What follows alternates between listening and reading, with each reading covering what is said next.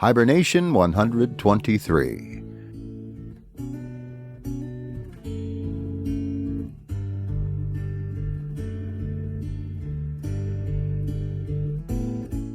Grizzly's Growls presents Stories from the Hiber-Nation. Read by David Grizzly Smith.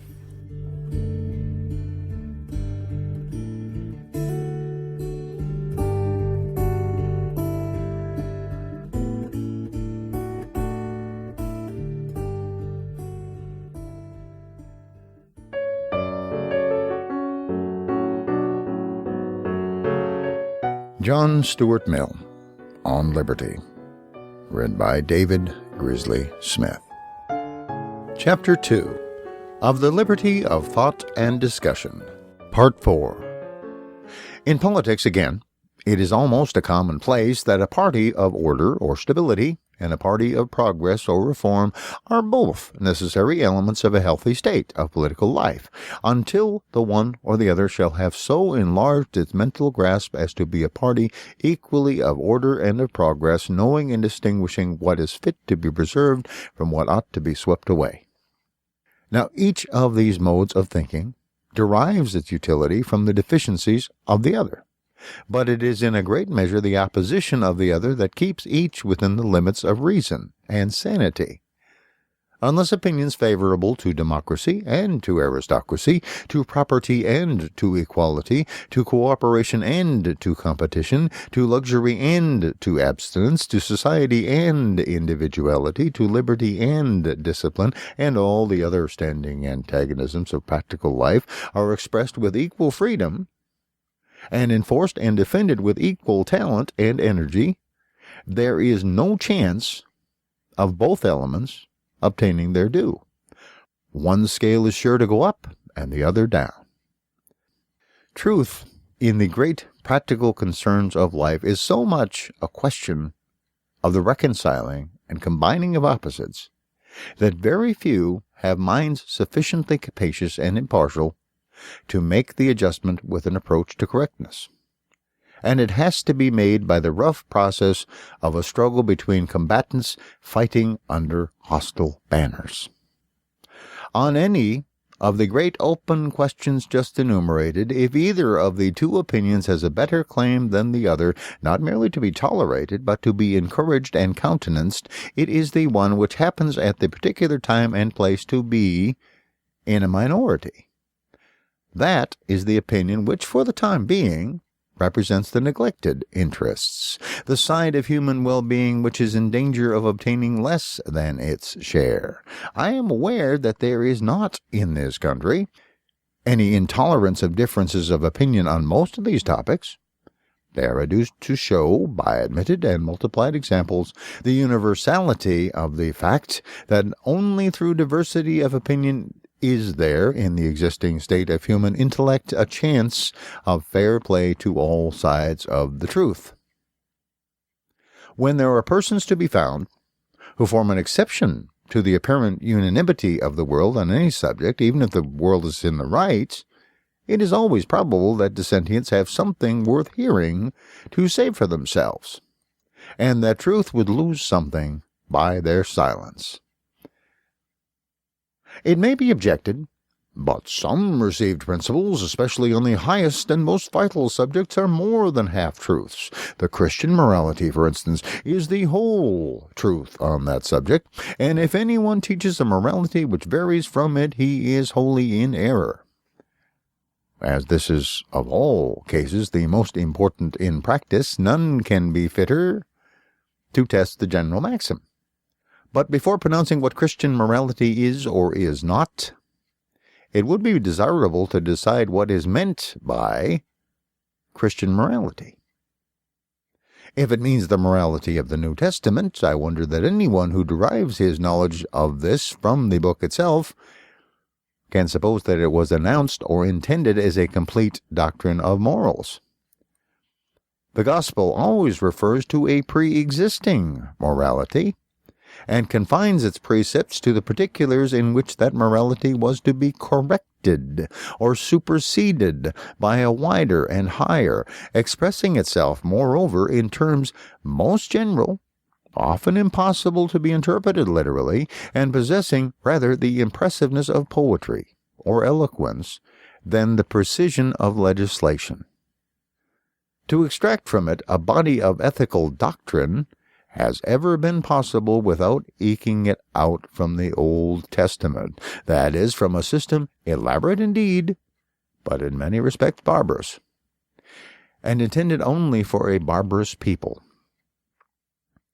St. Paul, a declared enemy to this Judaical mode of interpreting the doctrine and filling up the scheme of his master, equally assumes a pre-existing morality, namely that of the Greeks and Romans, and his advice to Christians is in a great measure a system of accommodation to that, even to the extent of giving an apparent sanction to slavery. What is called Christian, but should rather be termed theological, morality, was not the work of Christ or the apostles, but is of a much later origin, having been gradually built up by the Catholic Church of the first 5 centuries, and though not implicitly adopted by moderns and Protestants, has been much less modified by them than might have been expected. For the most part, indeed, they have contented themselves with cutting off the additions which had been made to it in the Middle Ages, each sect supplying the place by fresh additions, adapted to its own character and tendencies. That mankind owe a great debt to this morality and to its early teachers I should be the last person to deny, but I do not scruple to say of it that it is, in many important points, incomplete and one-sided, and that unless ideas and feelings not sanctioned by it had contributed to the formation of European life and character, human affairs would have been in a worse condition than they now are. Christian morality, so-called, has all the characters of a reaction. It is, in great part, a protest against paganism.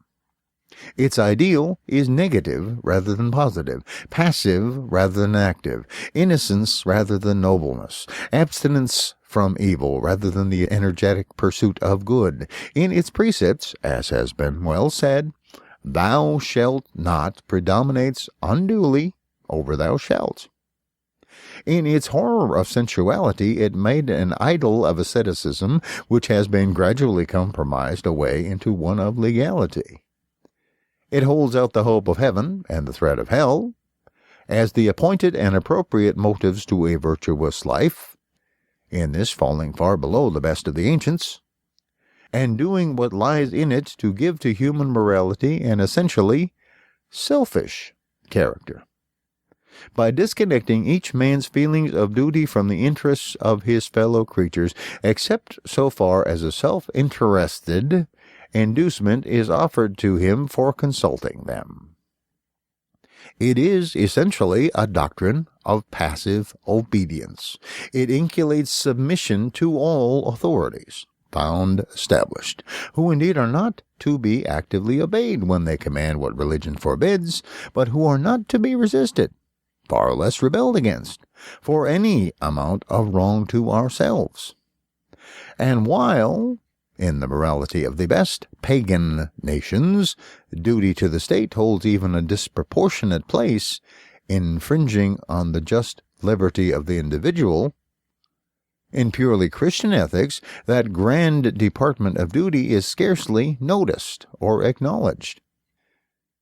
It is in the Koran, not the New Testament, that we read the maxim, a ruler who appoints any man to an office when there is in his dominions another man better qualified for its sins against God and against the state. What little recognition the idea of obligation to the public obtains in modern morality is derived from Greek and Roman sources, not from Christian. As, even in the morality of private life, whatever exists of magnanimity, high-mindedness, personal dignity, even the sense of honor is derived from the purely human, not the religious part of our education, and never could have grown out of a standard of ethics in which the only worth professedly recognized is that of obedience. I am as far as anyone from pretending that these defects are necessarily inherent in the Christian ethics, in every manner in which they can be conceived, or that the many requisites of complete moral doctrine which it does not contain do not admit of being reconciled with it. Far less would I insinuate this of the doctrines and precepts of Christ himself.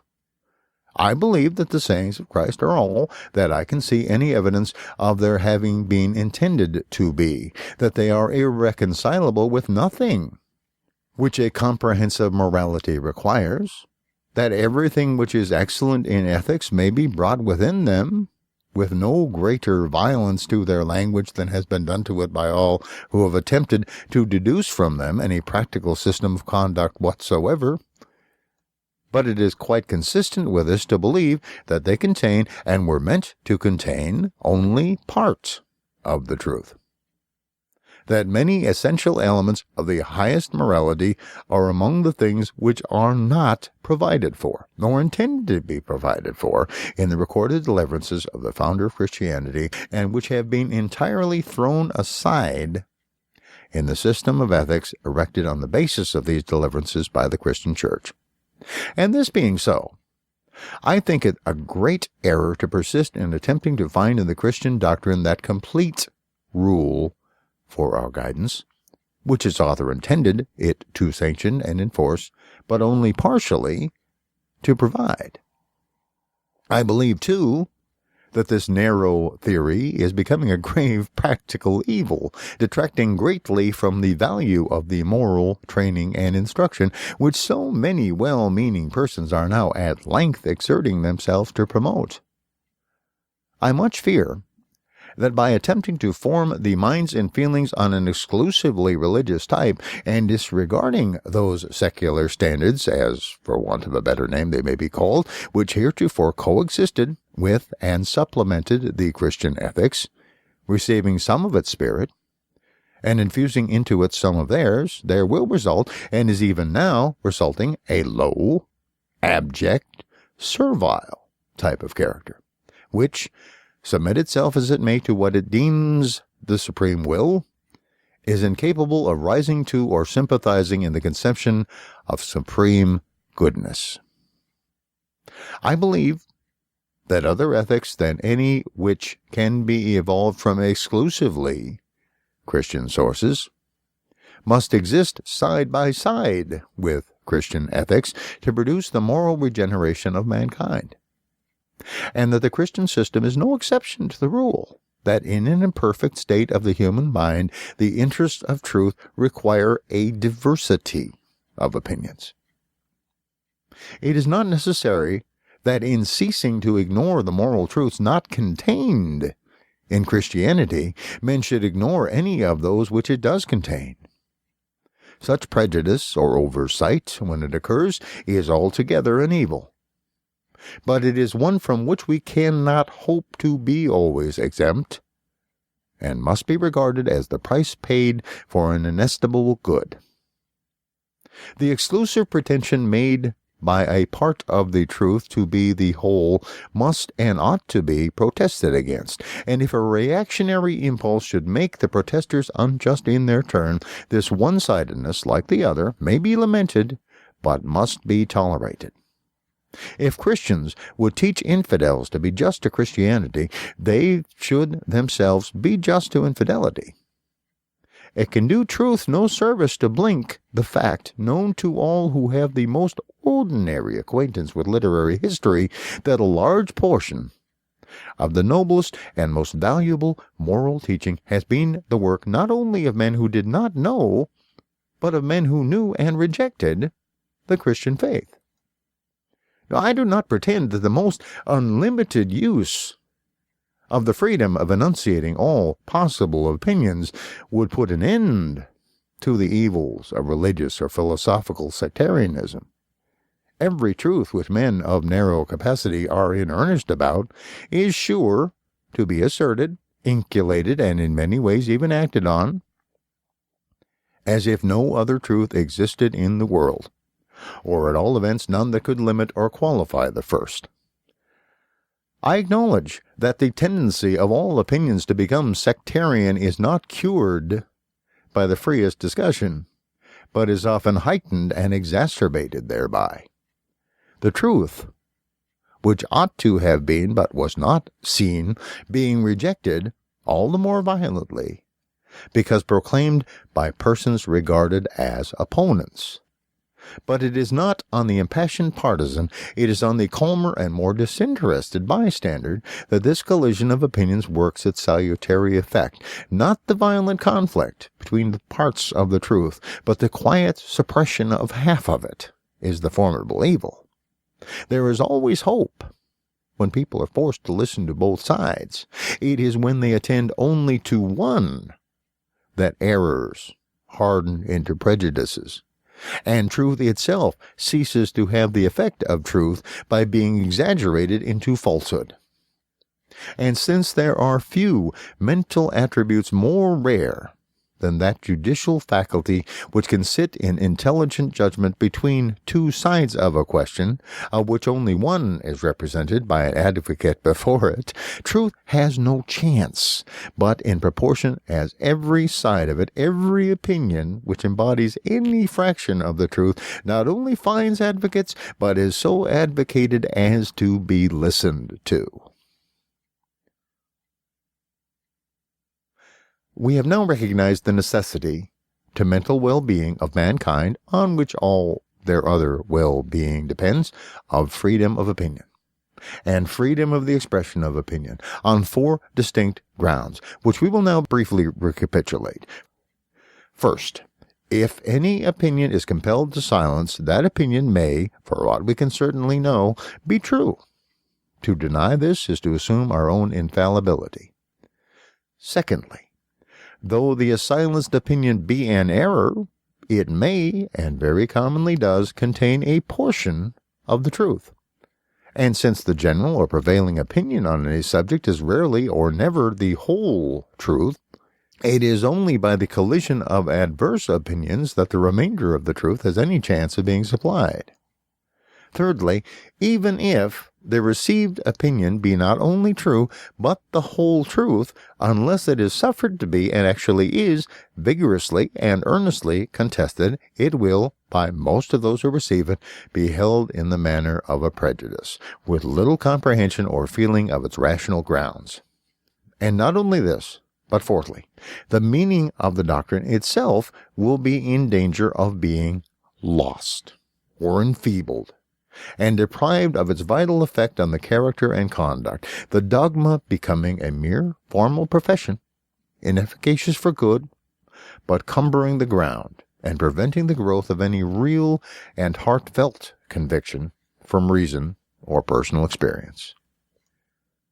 Now, before quitting the subject of freedom of opinion, it is fit to take some notice of those who say that the free expression of all opinions should be permitted on the condition that the matter be temperate, and do not pass the bounds of fair discussion. Much might be said on the impossibility of fixing where these supposed bounds are to be placed. For if the test be offense to those whose opinion is attacked, I think experience testifies that this offense is given whenever the attack is telling and powerful, and that every opponent who pushes them hard and whom they find it difficult to answer appears to them, if he shows any strong feeling on the subject, an intemperate opponent. But this, though an important consideration in a practical point of view, merges in a more fundamental objection. Undoubtedly, the manner of asserting an opinion, even though it be a true one, may be very objectionable, and may justly incur severe censure. But the principal offenses of the kind are such as it is mostly impossible, unless by accidental self-betrayal, to bring home to conviction. The gravest of them is to argue sophistically, to suppress facts or arguments, to misstate the elements of the case, or misrepresent the opposite opinion. But all this, even to the most aggravated degree, is so continually done in perfect good faith by persons who are not considered, and in many other respects may not deserve to be considered, ignorant or incompetent, that it is rarely possible on adequate grounds conscientiously to stamp the misrepresentation as morally culpable. And still less could law presume to interfere with this kind of controversial misconduct. With regard to what is commonly meant by intemperate discussion, namely invective, sarcasm, personality, and the like, the denunciation of these weapons would deserve more sympathy if it were ever proposed to interdict them equally to both sides. But it is only desired to restrain the employment of them against the prevailing opinion. Against the unprevailing, they may not only be used without general disapproval, but will be likely to obtain for him who uses them the praise of honest zeal and righteous indignation. Yet, whatever mischief arises from their use is greatest when they are employed against the comparatively defenseless. And whatever unfair advantage can be derived by any opinion from this mode of asserting it accrues almost exclusively to received opinions. The worst offense of this kind which can be committed by a polemic is to stigmatize those who hold the contrary opinion as bad and immoral men. To calumny of this sort, those who hold any unpopular opinion are peculiarly exposed, because they are in general few and uninfluential, and nobody but themselves feels much interest in seeing justice done them. But this weapon is, from the nature of the case, denied to those who attack a prevailing opinion. They can neither use it with safety to themselves, nor, if they could, would it do anything but recoil on their own cause. In general, opinions contrary to those commonly received can only obtain a hearing by studied moderation of language, and the most cautious avoidance of unnecessary offense, from which they hardly ever deviate even in a slight degree without losing ground, while unmeasured vituperation employed on the side of prevailing opinion really does deter people from professing contrary opinions, and from listening to those who profess them. From the interest, therefore, of truth and justice, it is far more important to restrain this employment of vituperative language than the other, and, for example, if it were necessary to choose, there would be much more need to discourage offensive attacks on infidelity than on religion. It is, however, obvious that law and authority have no business with restraining either, while opinion ought, in every instance, to determine its verdict by the circumstances of the individual case, condemning every one on whichever side of the argument he places himself, and whose mode of advocacy either want of candor or malignity, bigotry, or intolerance of feeling manifest themselves, but not inferring those vices from the side which a person takes, though it be the contrary side of the question to our own, and giving merited honor to every one, whatever opinion he may hold, who has calmness to see and honesty to state what his opponents and their opinions really are, exaggerating nothing to their discredit, keeping nothing back which tells or can be supposed to tell in their favor. That is the real morality of public discussion. And if often violated, I am happy to think that there are many controversialists who to a great extent observe it, and a still greater number who conscientiously strive towards it.